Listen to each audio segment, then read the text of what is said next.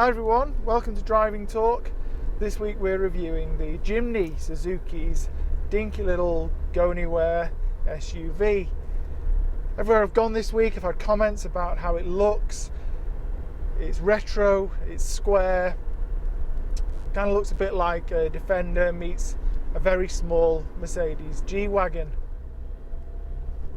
Being Suzuki SUV though, it does have proper off-road capabilities. It comes as standard with Suzuki's four-wheel drive system with selectable high and low ratio. It's got hill descent, it's got decent ground clearance, and it's got a ladder frame chassis. On the inside it's all white clean plastics. There's a grab handle for when you need it, and all the switches can be used whilst wearing your gloves. This thing is small though, and there's only so many things you can do with those dimensions.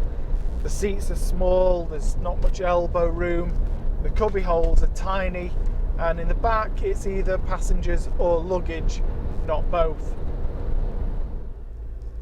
If you do put the back seats down though for your muddy wellies, Suzuki have been thoughtful enough to continue the heavy duty rubber mat from the boot up the back of the rear seat so you don't ruin them.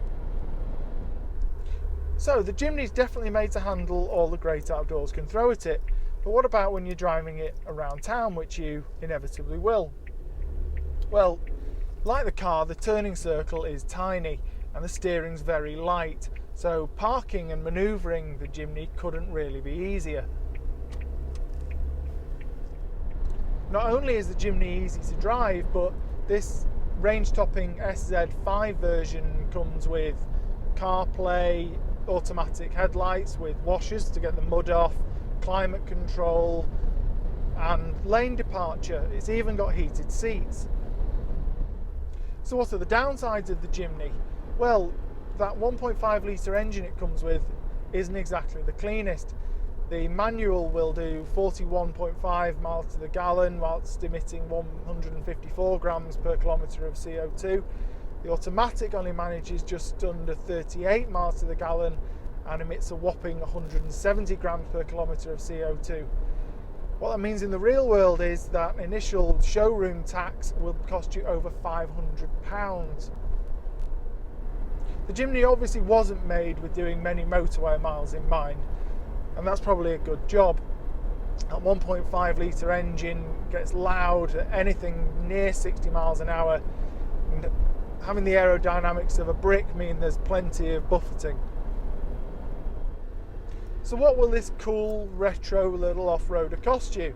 Well, it comes in two specs, the SZ4 and the SZ5. The SZ4 is just under £16,000, the SZ5 is just under £18,500, so it's not cheap. If you do want one though, you better join the waiting list because it's quite long. Thanks for watching everyone, I hope you enjoyed the review. I'd love to hear your comments if you own a Jimny or if you're thinking of getting one, or just what you thought about the car in general. You can find us on Twitter, Facebook and Instagram at Driving Talk, or you can comment directly at drivingtalk.com. We'll see you next time for our next review.